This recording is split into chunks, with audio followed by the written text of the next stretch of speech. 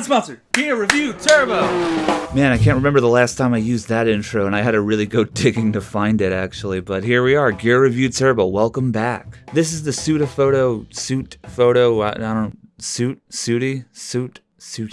I'm gonna go with Sute. This is the Sutefoto P80RGB. It's an 80-watt LED light packed full of features and priced at a reasonable $219 US. Before I get into it, I need to mention the fact that Sutefoto did send me this light. I'm still here to say whatever it is I'm gonna say, but I'd feel like a creep if I didn't mention that fact. You can find a link to this light in the description, but it is not affiliated with me in any way. In this Gear Review Turbo, I'm gonna quickly give you the pros and cons of this light, and then I'm gonna talk about my experience using this light in a short film, on a promo-style Instagram reel, on my Halloween-themed photo shoot, and last but not least, on a portrait photo shoot. Here are the pros. It is a bright light. It doesn't flicker even at the higher shutter speeds, which is great if you're using it as a continuous light for photography. Last minute addition to the video, because I only noticed this when I was going through all my footage together, I realized that the light actually does produce a flicker when it's on battery power. Not sure if that's because the battery adapter isn't giving it a steady source of power, but I figured it was important to bring that up. Along with being a standard light where you can just modify the degrees Kelvin, you also have the RGB color spectrum and pre-programmed lighting effects like police lightning, excuse me, and other pre-programmed effects. The light does have a battery adapter which uses typical Sony NPF batteries, which is really great, and you just bring it outside, not have to plug it into anything. The light does have a fan to keep it cool, and it's pretty quiet. And when the light is set on the red LEDs, it looks like the whole thing is powered by Argent Energy, so that's gotta be a good thing. The unit itself is very lightweight. It packs down really small into this handy lunchbox style carrying bag. I don't know what else to compare it to. Its CRI is 96, which if you're into that nerdy shit, that's pretty good. And the light has a standard Bowens mount, so you can expand from just buying this and get a softbox or whatever else you want to mount on the front of it. The light even has a spot for you to mount an umbrella diffuser on there. I don't know where my diffuser is, so use your imagination. And here are the cons. The on-light menu system is not good. The back of the light feels very cheap. The buttons, everything is just dog shit plastic. It takes like 600 years to turn on. There we go. The part of the light that mounts onto the stand actually hits the light if you tilt it down too far, so there's a limit to how low you can actually angle the light. The power cable plugs into the bottom of the unit, so it is very easy to accidentally step on the cable and unplug it while you're using it. There is a separation in the LEDs on the front of the light, so you do get that doubling up effect on the shadows. The battery pack is not included with the light. You gotta pay extra for what to me is the most interesting feature this light offers. But enough about that, let's talk about the real world experience. I really hate when review videos don't show footage of the light in action, so here's the light in action. This light honestly came in pretty clutch for the production of Things That Blank My Blank, which is the last short film that I made over on my other channel, Nailed It Network. Our philosophy when it comes to making short films is we aim to keep things small and we keep it a group of friends who really enjoy doing it. With that in mind though, it becomes very difficult when we're bogged down with a ton of equipment. I try to keep things relatively light, this way if we're moving location to location, it's not going to take us a bunch of extra time to load up the car. So for this short film, this was the only light I brought with me. I also brought a reflector to kind of fill things in, but this was it. I used the daylight setting, I put the reflector cone thing on the Bowens mount, I forget what the hell that thing's called to be honest with you, and I got some really nice soft light. I didn't really have to fight the shadows too much, it was very convenient. I just turned the light on and I went with it.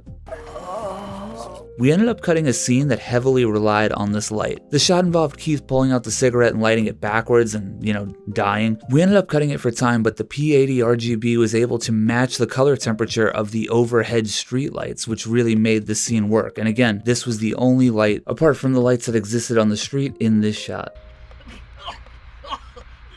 The Sutefoto P80RGB was also the key light for these Instagram reels that will be going up on Ground's Instagram page, which, hey, super exclusive here, they're not even live yet. But for this one, I wanted to make sure that I had a nice soft light, so I actually ran the light through a diffuser. I didn't have the softbox Bowen mount, so this worked just as well, but man, let me tell you, our setup in the back of Grounds was one of the most jank rigs I've ever seen. R5 on this overhead rig, which is being balanced out by my upside down camera bag, which is clipped on there, and then here's the backdrop. It's beautiful. My camera bag did fall into a garbage pail during that shoot, which was pretty excellent. But focusing more on what we're here to talk about, the light was nice and soft and it was perfect for what we were trying to do. My Halloween video was definitely less structured than these two. My logic on that video was just anytime I saw something that I thought was slightly spooky, I would break out the light. So the size of the light was really convenient for that because I was able to just throw it in the trunk of my car and kind of forget about it.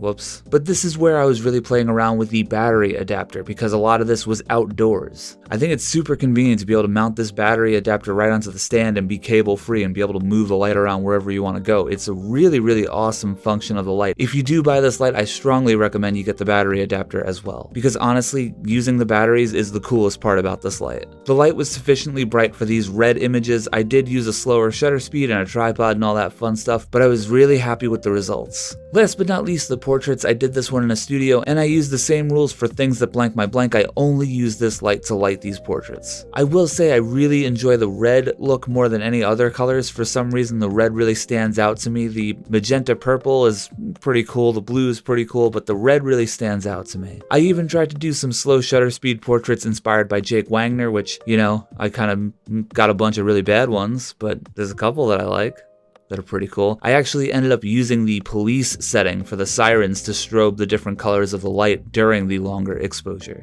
And for all my precious little eggies, oh my god, I just realized I didn't start this video by calling you precious little eggies. I'm sorry about that.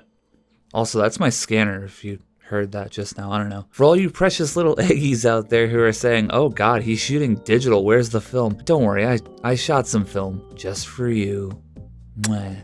And one last quick thought, this light does have an app, and I think the app is an essential because the menu system on the back of the light, just you spend so much time fooling around with it because the buttons are very odd. I think the app is the way to go. You can just control everything from your phone. It's pretty responsive, the app works, it's fine. I think that's the way to go if you're going to use this light. So should you buy this light? To be completely transparent, the light is slightly jank, but for a slightly jank individual such as myself, it works. I don't know. I think it's fine. I think the light is really versatile. It can be used in a lot of different purposes, and the price is pretty good. It does suck that you have to buy the battery adapter separately. If you're not an app person and you're not into fiddly technology things, that menu might be enough to be a deal breaker for you though. 6.5 Owen Wilson Wiles out of 10. Wow. Thanks for dealing with my voice. I'm a little sick right now. This video is now over.